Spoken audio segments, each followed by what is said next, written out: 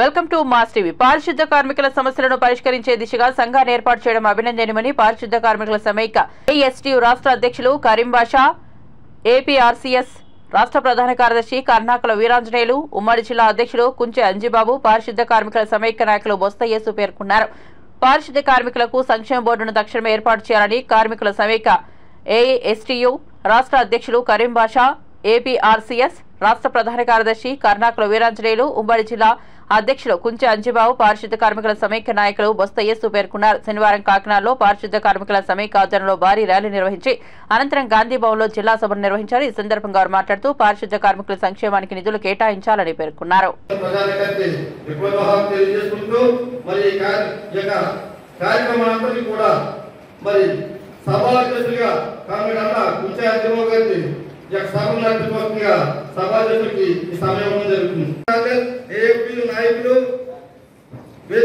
కార్మికులు అనేటువంటిది రాష్ట్ర వ్యాప్తంగా ఉన్నారు.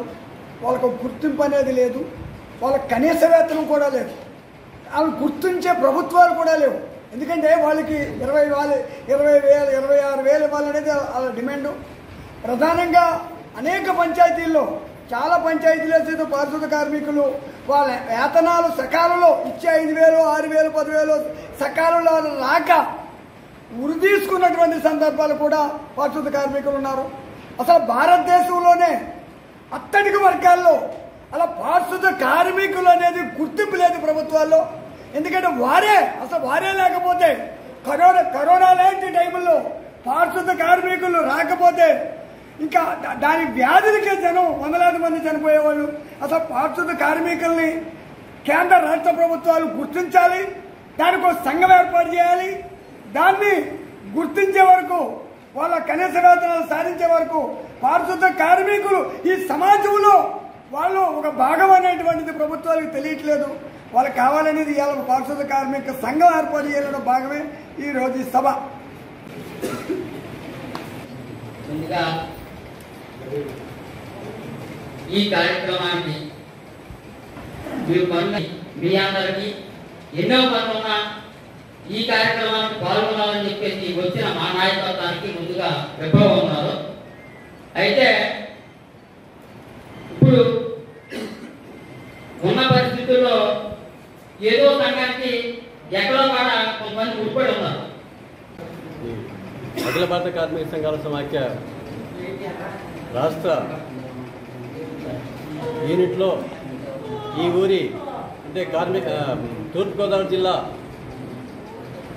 పారిశుద్ధ కార్మికులు ఈరోజు ఈ అఖిల భారత కార్మిక సంఘాల సమాఖ్యలో అనుబంధంగా ఒక నూతన కార్మిక సంఘాన్ని ప్రారంభించజేయడం అఖిల భారత కార్మిక సంఘాల సమాఖ్య అధ్యక్షుడిగా నేను ఆహ్వానిస్తున్నాను.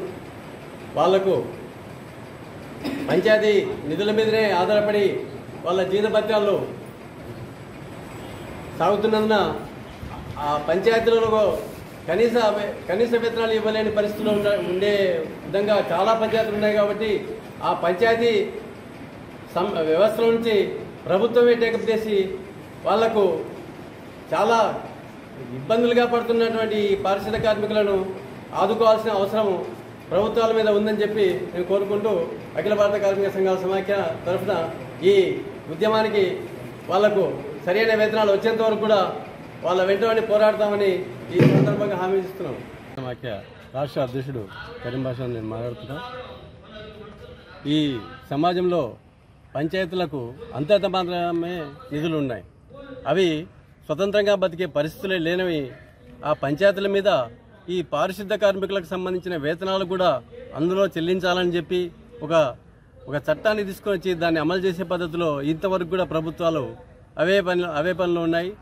పంచాయతీ నిధులకే అవి వారి జీతాలకే సరిపోని పరిస్థితుల్లో ఉన్నటువంటి ఆ వ్యవస్థ నుంచి ఈ వ్యవస్థను ప్రభుత్వమే కేంద్ర రాష్ట్ర ప్రభుత్వాలు టేకప్ చేసి వాళ్ళ జీతాలు ఇప్పుడుంటే కనీస వేతనాల పద్ధతిలో కాకుండా కనీసం 26,000 రూపాయలు ఇస్తే తప్ప వాళ్లకు ఒక కుటుంబం జరగని పరిస్థితి ఉంది. కాబట్టి ఆ 26,000 రూపాయలు జీతం వచ్చే విధంగా వాళ్లకు పిఎఫ్లు, గ్రాట్యుటీలు, మిగతా అన్ని కార్మికులకు వచ్చే విధంగా వాళ్ళకు కూడా వచ్చే రాయితీలను కల్పించే విధంగా ఈ అఖిల భారత కార్మిక సంఘాల సమాఖ్య వాళ్ళ కోసం పోరాడడానికి వాళ్ళు ఈరోజు ఒక సంఘాన్ని స్థాపించుకోవడం మా రాష్ట్ర సంస్థ చాలా ఆహ్వానిస్తున్నది.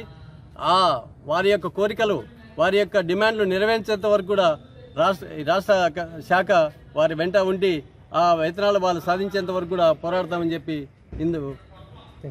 ఈ విధంగా తెలియజేస్తారు.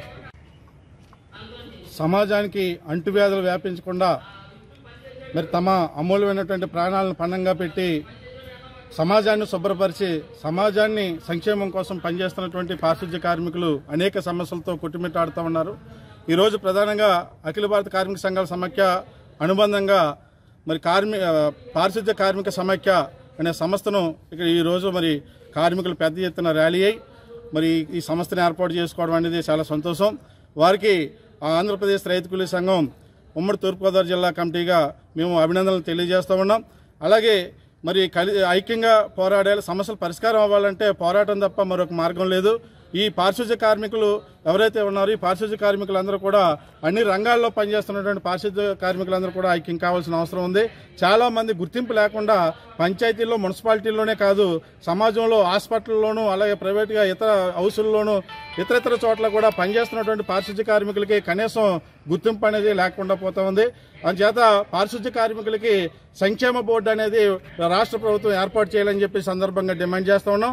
దాని నుంచి గుర్తింపు కార్డులు ఇచ్చి దానికి వారికి ప్రత్యేకమైనటువంటి నిధులు కేటాయించాలని చెప్పేసి మేము డిమాండ్ చేస్తా ఉన్నాం. అలాగే పంచాయతీల్లో పనిచేస్తున్నటువంటి కార్మికులకు పంచాయతీ ఆదాయం మీద ఆధారపడి జీతాలు ఇస్తూ ఉన్నారు. దానివల్ల ఎక్కువ మంది కార్మికులను పెట్టుకోలేకపోతా ఉన్నారు. ఈ రోజున పంచాయతీల్లో చూస్తూ ఉంటుంటే చాలా అస్తవ్యస్తంగా ఉంటా ఉంది.